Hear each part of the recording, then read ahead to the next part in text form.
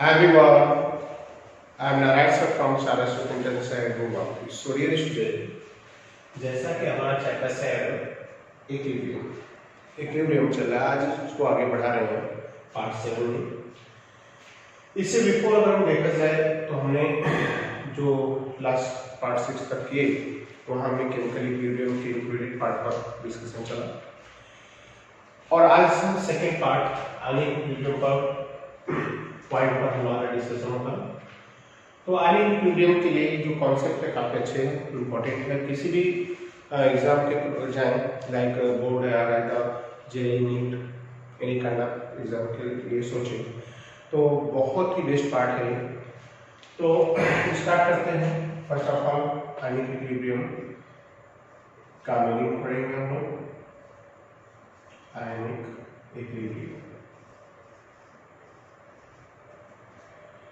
Ionic equilibrium एक ऐसा equilibrium है जो एक ऐसे कंपाउंड को वाटर में ऐड करने के बाद एस्टेब्लिश होता है जहां पर वो कंप्लीट डिसॉल्व ना हो, मीन डिसोसिएट ना हो। तो इसके लिए पहले हमें कंडक्टर, इलेक्ट्रोलाइट्स इनके अबाउट समझना होगा, देन आफ्टर आयनिक इक्विलिब्रियम। सो आयनिक इक्विलिब्रियम को पहले हम राइट कर देते हैं आपको। The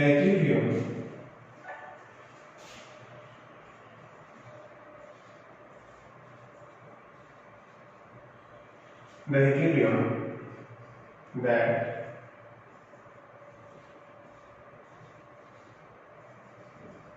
established between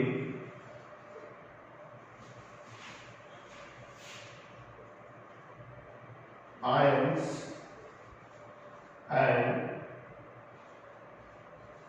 undissociate molecule of electrolytes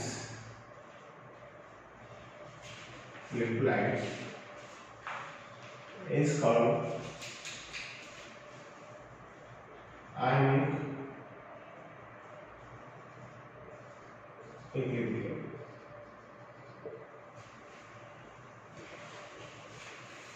okay, so word electrolytes को फर्स्ट ऑफ हमें जानना होगा।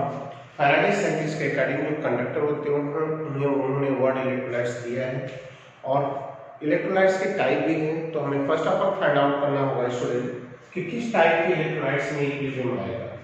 सो इलेक्ट्रोलाइट्स फर्स्ट ऑफ ऑल हम डिस्कशन करेंगे अबाउट द इलेक्ट्रोलाइट्स। इलेक्ट्रोलाइट्स और हम इसको वर्ड दे सकते हैं कंडक्टर। तो इलेक्ट्रोलाइट्स होते क्या है या कंडक्टर क्या होते हैं? बोलते हैं chemical compound that added in water get dissociate into cation and anion and conduct electricity is called conductor of electrolytes. The chemical compound that get dissociate in water and conduct electricity is called electrolytes or conductor. As example, aqueous solution of KCl, NaCl, acetic acid, hydrochloric acid. Means student अगर हम इन compound को water में add करके देखें तो ये ionise होते हैं, कोई लार्ज एक्सटेंट में होता है, कोई लेस एक्सटेंट में होता है, बट इनका आपका सोल्यूशन जो होता है वो इलेक्ट्रिसिटी पास करता है, इलेक्ट्रिसिटी कंडक्ट करता है, इसलिए वर्ड में इन्हें कंडक्टर बोलते हैं।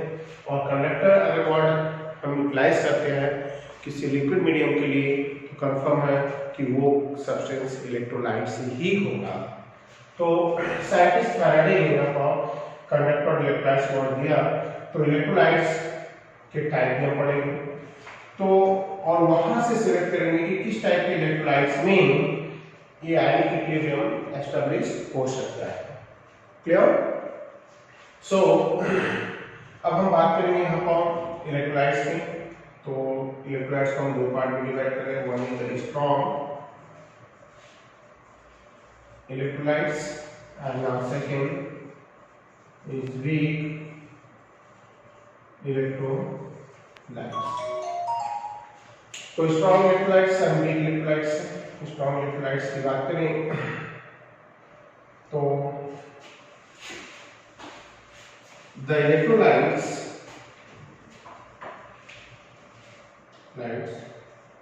that complete ionize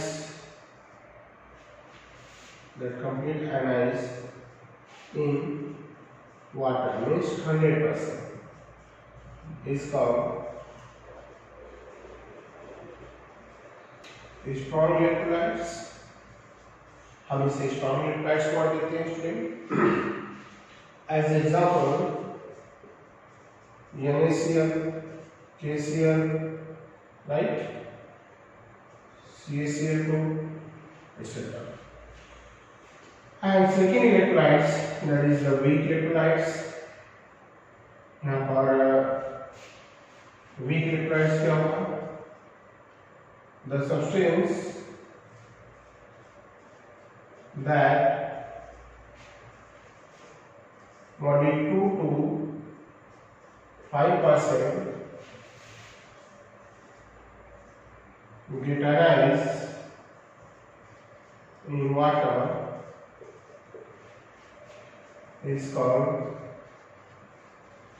weak electrolytes। Is called weak electrolytes। Example CH3COOH, HCOOH, ammonium hydroxide etc। So student जो इलेक्ट्रोलाइट्स होते हैं उनकी डिसोसिएशन रेट के बेस पर हम उसको दो पार्ट में डिवाइड करते हैं, एक स्ट्रॉन्ग इलेक्ट्रोलाइट्स और एक वीक इलेक्ट्रोलाइट्स। अब मैटर यहाँ पर है कि एक स्ट्रॉन्ग और एक वीक इलेक्ट्रोलाइट्स है तो फिर किसको कहाँ पर किस पार्ट में डिवाइड करेंगे? तो स्टूडेंट ये हो गया इलेक्ट्रोलाइट्स। इसी में एक टर्म्स आएगा non electrolytes. Non electrolytes means बोलते कि the compound that aqueous solution does not conduct electricity is called non-electrolytes। Example sugar, glucose, urea,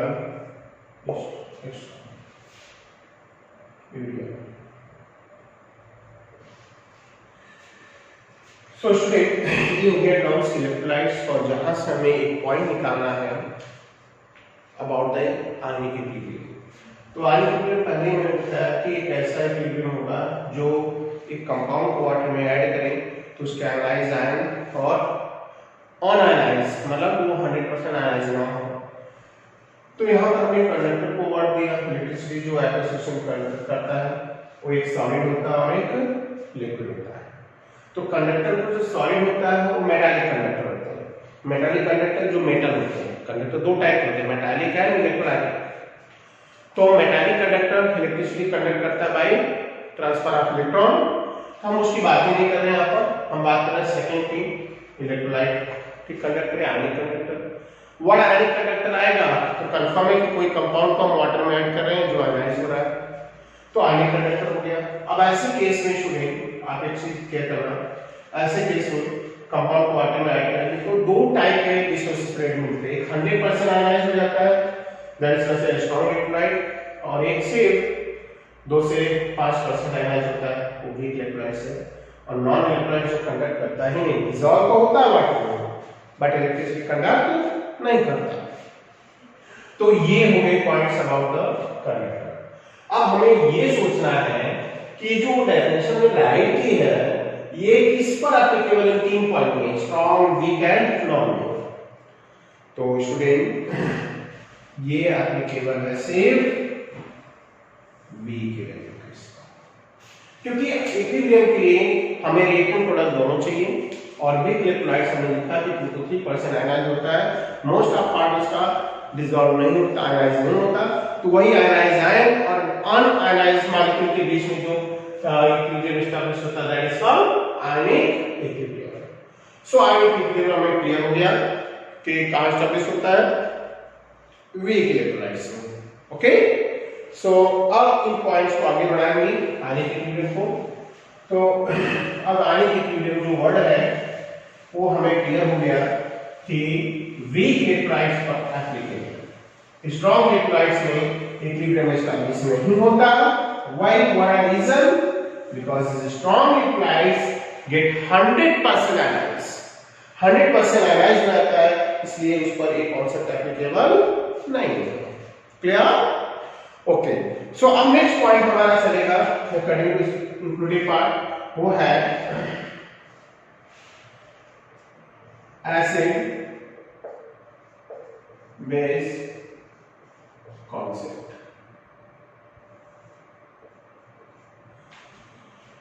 acid base concept की बात करूं मैं स्टूडेंट, तो एसिड बेस की टोटल 3 कॉन्सेप्ट हमें पढ़ने हैं। यहाँ पर मैं आपको पहले राइट कर दे रहा हूं जो कॉन्सेप्ट हम पढ़ने जा रहे हैं। एक है Arrhenius concept of acid base, second Bronsted Lowry, और थर्ड है Lewis acid base concept. So one by one हम स्टडी करेंगे और इसके अबाउट कोई जरूरी इंफॉर्मेशन मैं दे दूं। एसिड बेस कॉन्सेप्ट है क्या, इनकी मतलब रिक्वायरमेंट क्या है, हमें स्टडी नॉलेज की जरूरत की है। ओल्ड टाइम में हम देखें तो एसिड और बेस को सिर्फ हम टेस्ट के बेस पर पहचानते थे। कोई भी केमिकल कंपाउंड का टेस्ट लें, अगर उसका टेस्ट बीटर आता है तो दैट इज कंसीडर बेस, अगर बीटर आता है तो that is consider base. But अगर उसका टेस्ट कैसा आता है, सॉर आता है, तो दैट इज कॉल्ड एसिड, जैसे टैमरिंड हो गया, राइट, जैसे मतलब ऐसे चीजें हो गई। तो जिसका जैसे लेमन हो गया साइट्रस फ्रूट एसिडिक है, ऑरेंज हो गया एसिडिक है। सो जिसका भी टेस्ट और आता है दैट इज एसिड, बीटर आता है बेस। बट मोस्ट ऑफ ऐसे भी कंपाउंड ऑब्जर्व किए गए नेचर में जिनका कोई टेस्ट नहीं है, ना बीटर है ना सॉर है, बट उनका नेचर एसिडिक या बेसिक होता है और वो डोमिनेंट होता है। तो ये कॉन्सेप्ट बायल्स ने दिया था और ये कॉन्सेप्ट यहीं फिर हो गया, मतलब ये टेस्ट के बेस पर हर एक कंपाउंड को हम क्या एसिड बेस नेचर को डिटेक्ट नहीं कर सकते। ऐसे केस में स्टूडेंट ये कॉन्सेप्ट है, उनमें पहला कॉन्सेप्ट साइंटिस्ट आर्गेनाइजेशन ने दिया है और आर्गेनाइजेशन का कॉन्सेप्ट क्या है और उनको बताएंगे, उनकी लिमिटेशन पर भी हम बात करेंगे। सो बात करते हैं यहाँ पर पहला कॉन्सेप्ट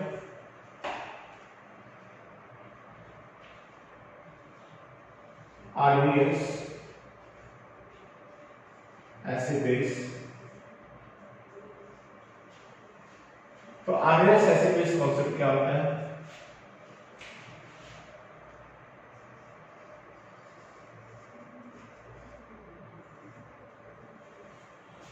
तो आर्गेनाइज्ड एसिड बेस कॉन्सेप्ट का मीनिंग क्या है। फर्स्ट कॉन्सेप्ट है तो according to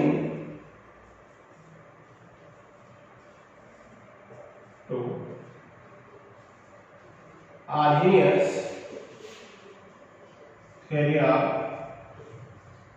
acid base, according to Arrhenius theory of acid base,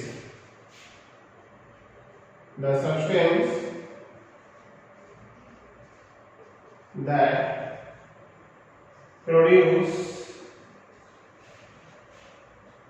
H plus ion are SPO ion in aqueous solution is called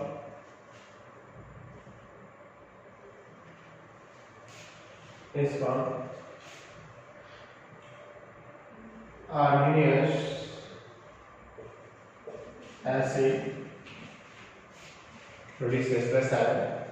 In aqueous solution is called arginous acid and substance that gain H plus ion is called arginous base. So organic acid and base concept के according कोई भी chemical compound जो water में H plus ion देता है that is called organic acid और जो H plus को गेन करता है वो organic base. According two example that like HCl H2SO4 right and HNO3 CH3COOH. ये सारे कंपाउंड हैं जो आर्गेनिक एसिड और बेस कॉन्सेप्ट को क्या करते हैं सेटिस्फाई करते हैं. Like HCl when added in water produce H3O ion hydronium ion plus Cl minus. Now here HCl act as a acid solution and called argonic acid and the substance that lose OH is called argonic base. कोई भी compound जो क्या करता है water में H plus या hydrogen ion produce करे वो आर्गेनिक एसिड है और जो OH ion the substance that lose or produce OH ion is called arginous base.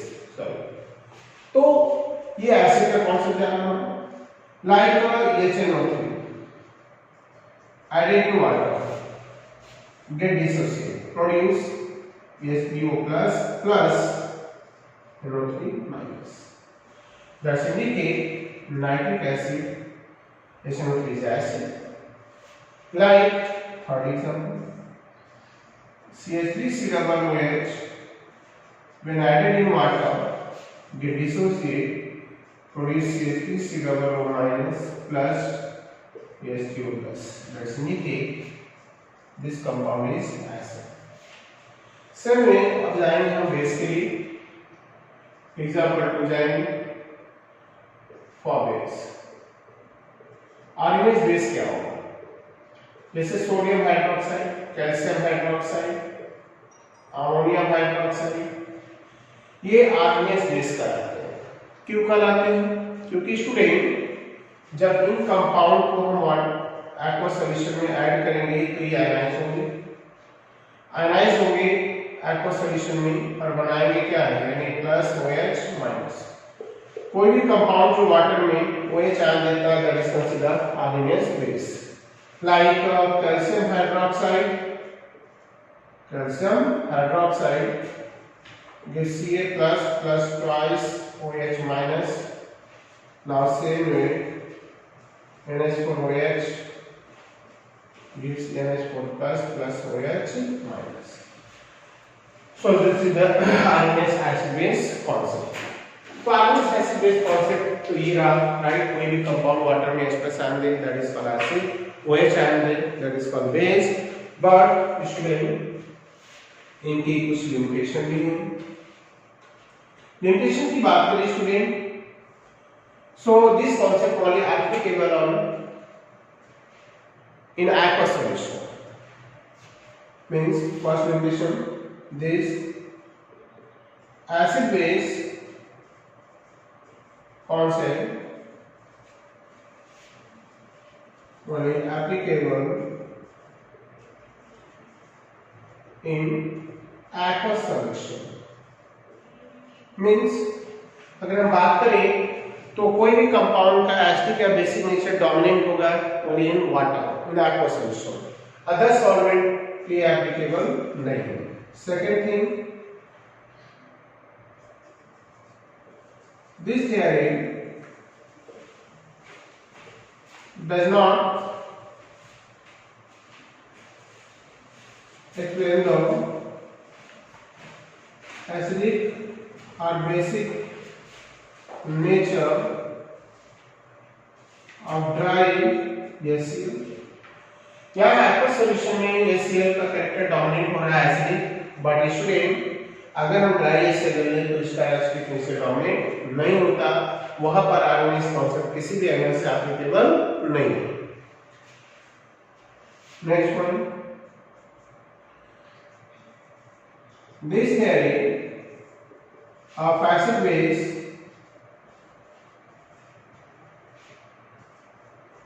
does not explain the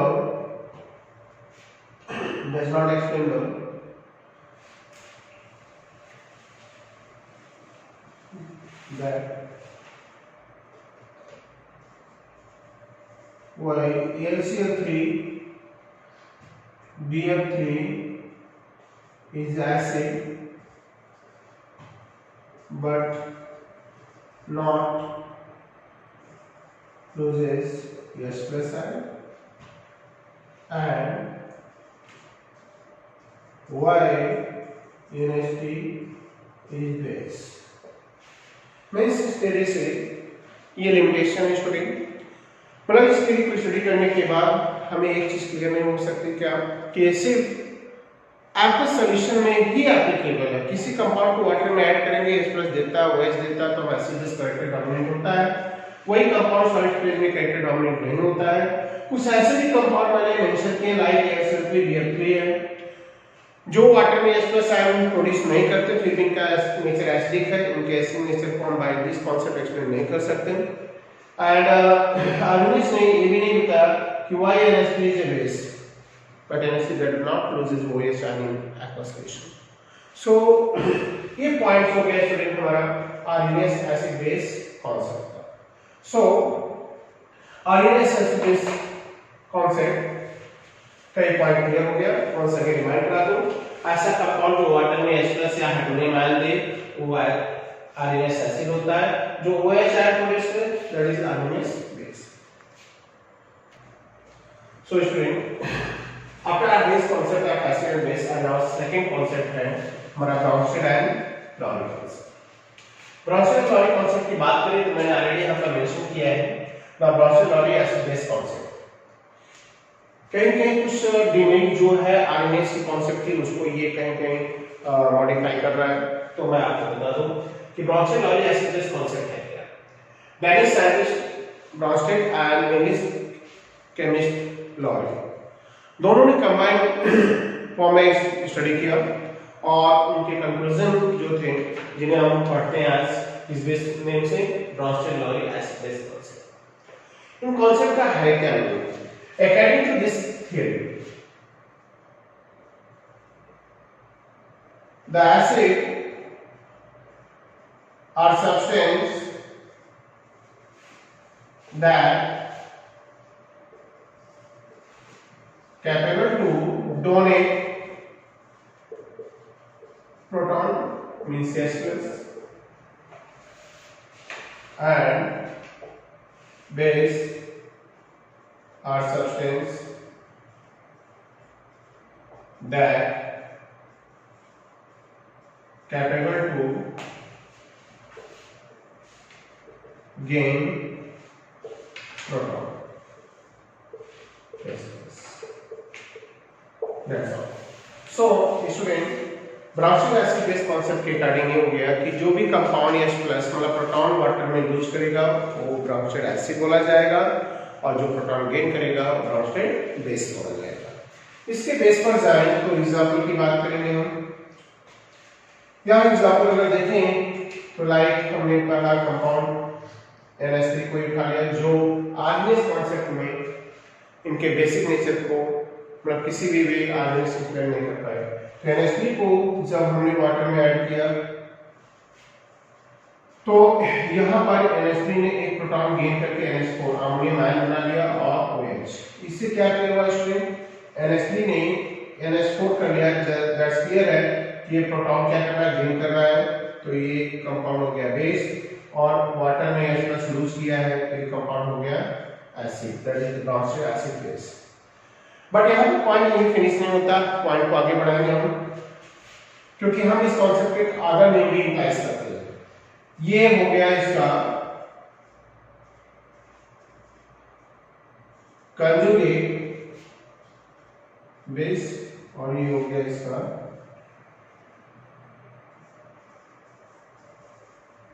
conjugate acid, means the Bronsted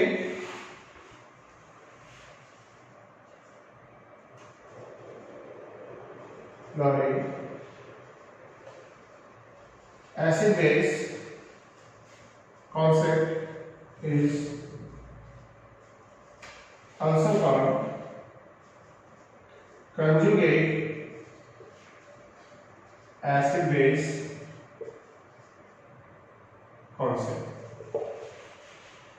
means the base जब H+ gain करता है तो gain करने के बाद उसके उस पार्ट को प्रोडक्ट साइड कंजुगेट एसिड बोलते हैं, और जो एसिड होता है H+ लूज करने के बाद उसके रिमेनिंग पार्ट को कंजुगेट बेस बोलते हैं। नाउ सेकंड एग्जांपल लेते हैं, लाइक HCl। HCl को हमने वाटर में ऐड किया और मैं दिखा दूं तो ये कन्वर्ट हो गया Cl- और ये कन्वर्ट हो गया H2O+। नाउ हियर HCl ने H+ लूज किया, प्रोटॉन लूज किया, तो प्रोटॉन लूज किया तो दैट्स क्लियर है, ये ब्रॉन्स्टेड एसिड ब्रॉन्स्टेड एसिड हो गया, और ये ब्रॉन्स्टेड क्या हो गया, बेस हो गया। बट ये एसिड है तो that is consider conjugate base, और ये बेस है तो that is consider conjugate acid. That's all. तो conjugate acid and base concept के पॉइंट्स हो गया। तो कंजुगेट एसिड बेस कांसेप्ट इसको बोलते हैं, ये टर्म्स रहा इसका। अदर पॉइंट्स, अदर एग्जांपल पे लेते हैं, तो इन्हीं वर्ड को कंजुगेट एसिड बेस वर्ड को देते हैं, कंजुगेट एसिड बेस पेयर भी बोलते हैं। तो like HCl and HCl, like जैसे HCl and Cl- is considered conjugate acid base pair। तो conjugate acid base pair, तो ये रहा आपका point about the Bronsted acid base concept. Then आप इसको आगे बढ़ाएंगे और भी एग्जांपल के थ्रू हम इसको देखेंगे। खासकर कॉम्पिटिटिव एग्जाम में देखें तो नीट तक के लेवल में हमें किसी कंपाउंड का कंजुगेट एसिड या बेस फाइंड आउट करने के लिए पूछा जाता है। क्लियर? तो आप किसी का कंजुगेट एसिड बेस कैसे फाइंड आउट करेंगे, लाइक मैं बात करूं यहाँ पर तो पहले इनके लिमिटेशन की बात करेंगे। Limitation first point, this concept is also applicable in aqueous solution। सिर्फ aqueous solution का ही applicable है, क्योंकि कोई भी कंपाउंड प्रोटॉन लूज या गेन aqueous solution में करेंगे। एंड सेकेंड थिंग्स आएंगे हम यहाँ पर, तो सेकेंड थिंग की बात करें तो ये it does not, this concept, it does not explain the acidic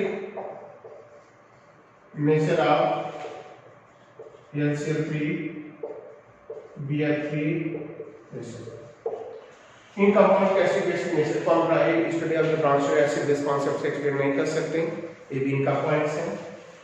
and then after ये लिमिटेशन हो गई आपको तो ब्रॉन्स्टेड एसिड बेस कॉन्सेप्ट। अब हम बात करेंगे इसके अगले पॉइंट्स पर जाएंगे, कुछ एग्जांपल की बात करेंगे। तो प्रॉब्लम नंबर 7.2, प्रॉब्लम नंबर 7.12 की बात करेंगे। नोटिस टू, तो यहाँ मेंशन किया गया है, मेंशन किया गया what is the conjugate base for the following branched acid,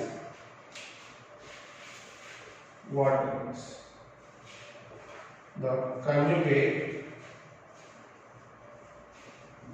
base for following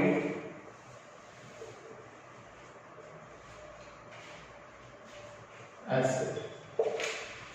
in acid दिए गए हैं जिनके हमें कंजुगेट बेस बताना है, ब्रांचेड बेस बताना है। HF H2SO4 and next compound है यहाँ पर SCO3। अगर हम बात करें कंजुगेट बेस की, तो कंजुगेट बेस के लिए हमें इन तीनों की रिएक्शन ऐड करनी होगी। HF in water now gives fluoride minus hydronium ion। Now here HF loses what? Hydrogen ion and a proton, so that is considered Bronsted Lowry acid, so that is called its conjugate base, and this one is base, so this one is conjugate acid। Second example की बात करें तो answer इसका हमारा H2SO4 when added in water it dissociate and produce hydronium ion plus HSO4 minus। Sulphuric acid है यहाँ पर proton loose कर रहा है, तो ये हो गया इसका कंजुगेट बेस। नंबर 3 की बात करें तो नंबर 3 में हमारा आता है बाइकार्बोनेट आयन है, वाटर में हम ऐड करेंगे, प्रोटॉन बूस्ट करेगा तो बनेगा CO3 minus plus H3O plus. तो ये एसिड हो गया, ब्रॉन्स्टेड एसिड हो गया, तो ये इसका हो गया कंजुगेट बेस, और ये रहा बेस, तो ये हो गया इसका कंजुगेट एसिड। सो स्टूडेंट इस कंजुगेट एसिड बेस कांसेप्ट से क्लियर हो गया। हमने प्रॉब्लम नंबर 7.12 सॉल्व किया, तो यहाँ पर फाइंड आउट करना क्या होता है, कंपाउंड को देखकर या तो कंजुगेट एसिड या कंजुगेट बेस फाइंड आउट करना होता है। और एसिड बेस का अगर हम पॉइंट को बताएं तो अगर कोई ब्रॉन्स्टेड एसिड वीक है तो उसका कंजुगेट जो बेस होगा स्ट्रांग होगा, अगर बेस वीक है तो कंजुगेट एसिड स्ट्रांग होगा, अगर एसिड वीक है तो उसका कंजुगेट बेस स्ट्रांग होगा। मतलब ये पॉइंट्स रहेगा, और इस वीक और स्ट्रांग एसिड बेस को हम क्या बोलते हैं, conjugate acid base pair. So student ये हो गया point about the Bronsted Lowry acid base concept, RNS concept. और नेक्स्ट कांसेप्ट हमारा आता है लुईस एसिड बेस कांसेप्ट, जो नेक्स्ट लेक्चर में आएगा। तो आज स्टैंडर्ड 11